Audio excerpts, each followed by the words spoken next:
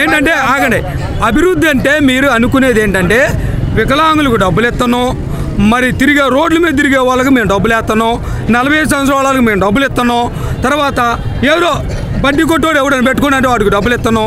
ఇల్లు కట్టారా? ఇల్లు ఇచ్చారా? లేదు. లేదంటే ఎస్సీ కార్పొరేషన్ లోన్ ఏమైనా వచ్చినాయా? లేదు. వచ్చినాయి అనుకుంటున్నాం అనుకోండి, ఎస్సీ కార్పొరేషన్ లోన్లు వచ్చినాయి, అది మీ పార్టీ వాళ్ళకే.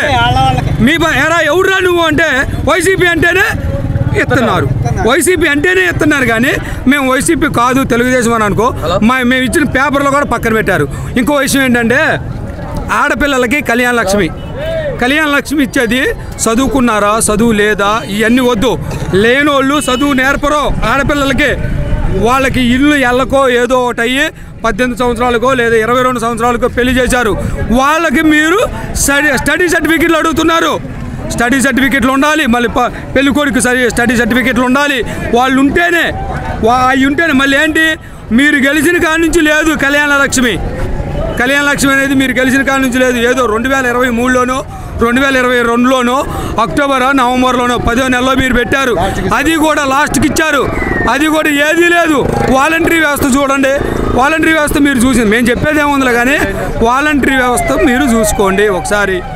వాలంటీర్లు ఎక్కడ పడితే అక్కడ దొంగతనాలు చేస్తున్నారని, ఎక్కడ పడితే ఏదో ఒకటి చేస్తున్నారని, మహిళల మీదకి మరి ఎక్కువ మహిళల మీదకి ఇది అయిపోతున్నారు వాలంటీర్లు. ఎవరు లేనప్పుడు మరి వాళ్ళని కొంచెం వేధించడం మేము చెప్పేది కాదు, మీరు చెప్పిందే, మీరు చూసిందే. మీరు ఒకసారి ఆలోచించుకోండి. జగన్మోహన్ రెడ్డి గారు 150కి 170 రావాలంటున్నారు. ఏ విధంగా వస్తే 170 అనిల్ యాదవ్ గారు నిలబెట్టండి.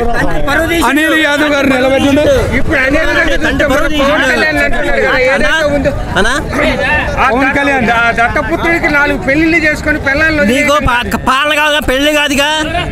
మరి నీ అక్క చేసుకుందిగా మరి పెళ్లిళ్ళు, నీ అక్క పెళ్లి అయినాయిగా, మరి నీ చెల్లికి 1 కాదు 2 చేసుకుందిగా, మరి అక్రమ సంబంధాలు కూడా ఉన్నాయిగా, మరి అవి కూడా బయటకు వచ్చినాయిగా. మరి పవన్ కళ్యాణ్ విమర్శించండి దేనికి? నేను చూసుకున్న తర్వాత విమర్శించు. మాకు కావాల్సిన పాలన, పెళ్ళిళ్ళు పేటంకాలు కాదు, మాకు కావాల్సిన పాలన. ఇసుక ధరలో ఇసుక కానీ ఏదైనా కానీ ఎవరైనా ఇచ్చారా? ఫ్రీగా ఇచ్చారు చంద్రబాబు ప్రభుత్వంలో. ఈ ప్రభుత్వంలో 10,000, 15,000, 20,000 మాట్లాడితే. రోజా గారు దేనికండి రోజా గారు ఎంపీ అని చెప్పాను. ఒక డ్రామా కంపెనీ జబర్దస్త్ తప్ప దానికి తనకు ఏమీ తెలియదు. జబర్దస్త్ కూడా పనికిరాదు. రోజా గారు మీరు జబర్దస్త్ కూడా ఇప్పుడు పనికిరారండి. ఒక్క విషయం, నాకేదో మంత్రి పదవి ఇచ్చారని, లేదంటే నేనేదో తెలుగుదేశం పార్టీలో నుంచి మరి వైసీపీలోకి వచ్చానని మీరు మీ ఇష్టం వచ్చినట్టు మాట్లాడమాకండి. ఫస్ట్ ఆఫ్ ఆల్ మీరు గట్టిగా మాట్లాడటానికి హక్కు లేదు. ఇక రోజా గారు మీకు ఇక నుంచి సీటులు లేవు. ఒకవేళ తెలుగుదేశం పార్టీలోకి మళ్ళీ వత్తనంటారేమో కానీ నిజంగా మనిషి పుట్టుక పుడితే నిజంగా పార్టీలో చేర్చుకోవాలంటే మిమ్మల్ని ఏ పార్టీలోని కూడా రోజాని చేర్చుకోవద్దు. రోజాని కానీ అనిల్ యాదవ్ని కానీ అమ్మటి రాంబాబు గారు కానీ మీరు కనుక వైసీపీలో ఉన్నా మళ్ళీ ఇదిగో వైసీపీ నాయకులు ఎమ్మెల్యేలు ఇదిగో మేము మారుతున్నాం, అధ్యాత్మ విద్యార్థులు చెప్పుకున్నారు కదా, కొడాల నాని గారిని కూడా పార్టీలోకి అందరించకూడదు. ఏ పార్టీ అయినా సరే అదే కొడాల నాని అంటున్నారు కదా, ఈ ముసలోడు ఆడు ఏం చేస్తాడు, కొడుకు చూస్తే పప్పు అంతే అంటాడు, ఎగితే అంటాడు. ఒక సభ్యతగా మాట్లాడలా.